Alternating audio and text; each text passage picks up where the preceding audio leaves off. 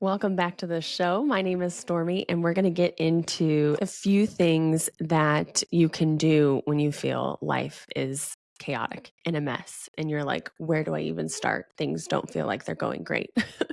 um, December is going to feel like, things are coming to an end. Like we know the new year's coming. And, at this point in time, which is like really cool, we have all these ideas of what we want the next year to be and how we want to operate, who we want to be. And there's tons of stuff all over the internet of like vision boards. And actually, there's a new one that just popped up that I think is actually really fun. It's called bingo cards. So if you haven't seen that, just Google that or like type that into TikTok, and it'll really go through some really fun ideas of how to vision for the next year.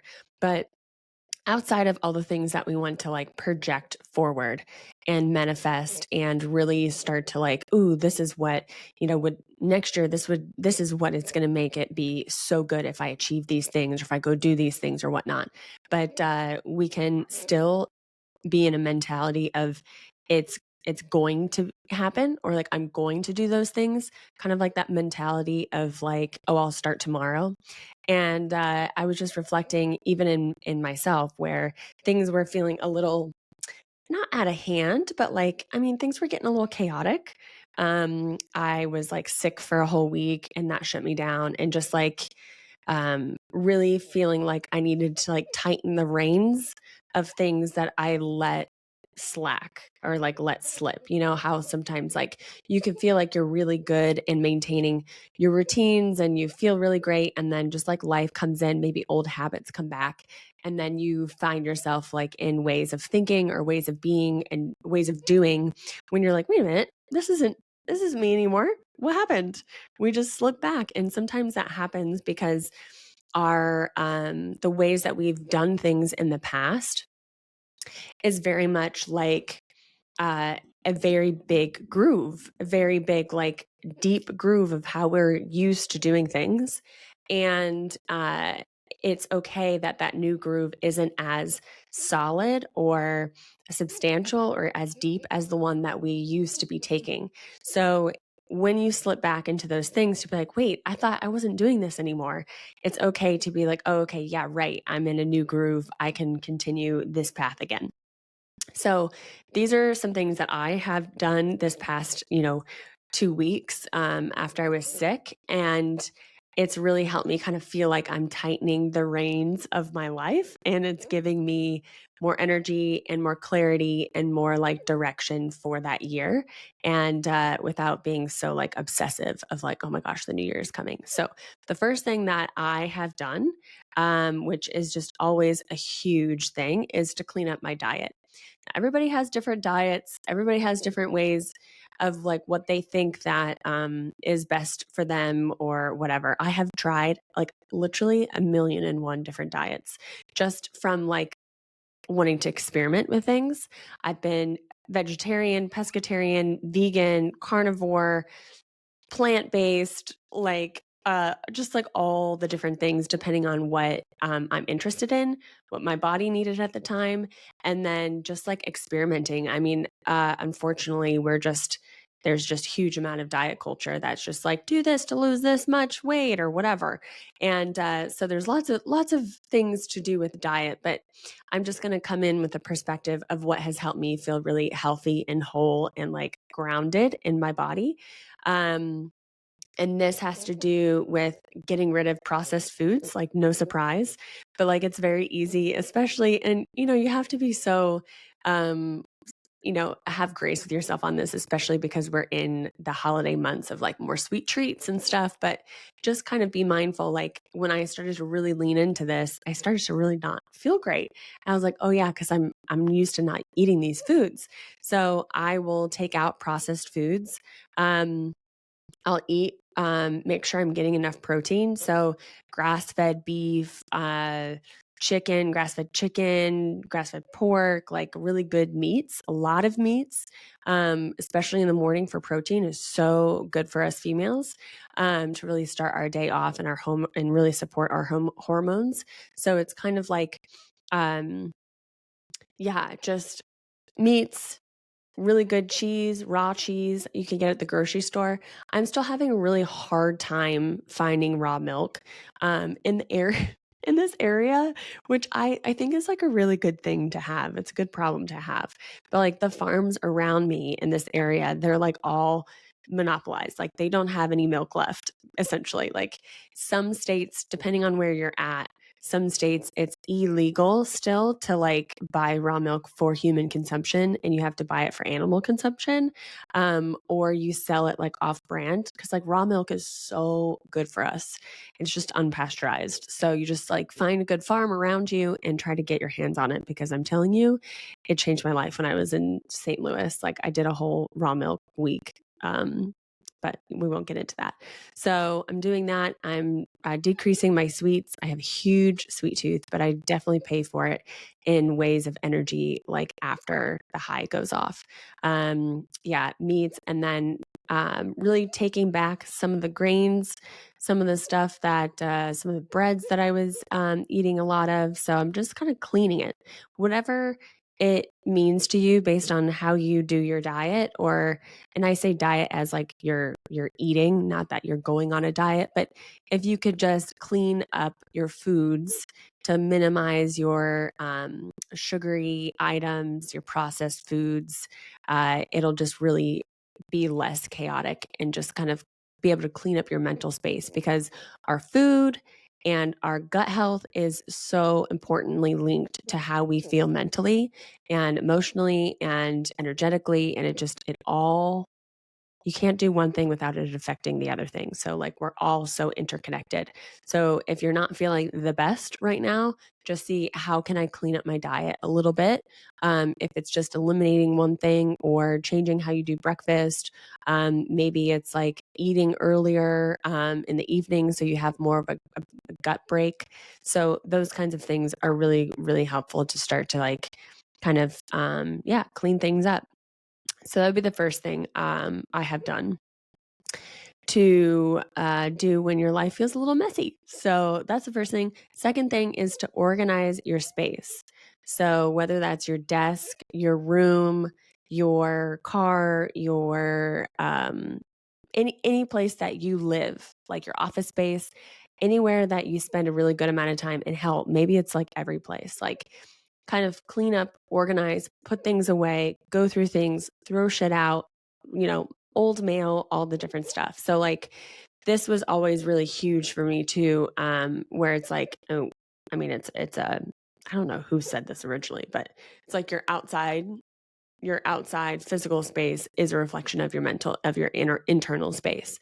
So it's kind of like the Marie Kondo your life in a way, where you're just really clearing out the clutter of things. Like what is the visual noise? Like what visual noise do I have around me in my car, or shoved in my console, or shoved in my nightstand? Or I am definitely a you know, I can definitely get into some junk drawer stuff. So I like to keep my stuff really tidy, so it doesn't get that chaotic. I'm also like a desk person where I'll just like keep a bunch of notes everywhere, because I'm like constantly doing my notes app and then doing my sticky notes and stuff, and I'll just have notes everywhere because my brain's always like da da da da. So that's something I actually plan to do, is like clean up my iPhone notes section and see if I can consolidate these into sections, because I have the amount of notes that randomly come to me, or ideas or writings of things I want to talk about or write about or whatever, is just insane. And then they get lost because then it's like 10 notes down.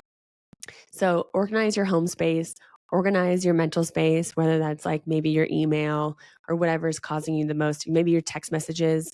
Last year, and I'll probably do that again this year, but like last year, I had gone through and just deleted all of my old text messages, and like even sometimes contacts of like people that I don't longer talk to. And this is like definitely if you're like more in your dating scene. I did this because you go on a lot of dates over the course of a year if you're single. So I had to like go through and just like delete all of those text messages of like old dates and old like situationships and stuff, to just like clear out the energy. So we're thinking about just being able to like clear the way out of anything that comes to mind. So whatever that comes to mind for you, if it's like email, text messages, notes, your space, your car. See if you can really like purge some of those things. Okay, so the third thing I have started to do, and again, these things are going to like really help you just like into the next year, because it's just habits and ways that you can just feel clear going into the next year. Just it is exciting. And we can overwhelm ourselves of all the things we want to do. And this just super simple, super breaks it down, feeling like, okay, blank slate. I feel really great going into the year. And yeah, so third thing is to move your body. Now, I have started to do this. I have definitely had different phases in my life of the way that I've moved my body. And I think it's important to change those things like as you change. For example, I did a bunch of sports back in school. So, like, I went from cross country and track, and then I did cheerleading, and then I did lacrosse, and then I did distance running, and then I did golf, and then I did marathons, and I did an ultra marathon, and then I went into weightlifting, and then I did more into yoga, and then I was in a lot of different phases. Then I did Muay Thai when I was in Bali, and so there's sometimes our body wants to move differently, and we get stuck into like a different, a same workout routine, or like, oh, this is what I do, I could never do that, or whatever. So just like play with the idea of how you would like to move your body. See what your body is trying to communicate to you. Does it want more stretch or flow or weights or squats or so anyways, I had done this just the other week. Again, it's like literally 2 weeks of this has just been so helpful. I joined my local YMCA, and they have all sorts of different classes. So for the first time, I like swam in open swim and just like did laps. And I was like, I don't think I've ever done laps like this before. But there's also other classes, like there's racquetball, and there is I want to do water aerobics, like all these different types of movement that I haven't done before is I'm experimenting with. I'm going to be playful with. But it's also that it doesn't have to be the same every day, and it doesn't have to be for a certain goal.